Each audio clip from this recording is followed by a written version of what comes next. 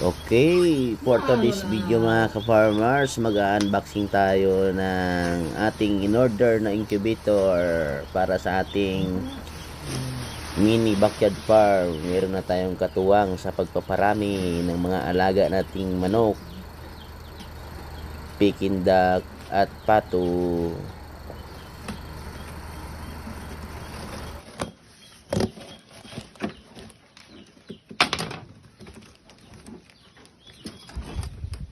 TV nga ito dito.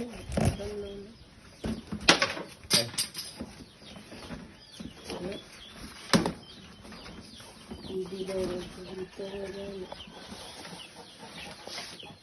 Rana, isip ko ba na ta? Isip.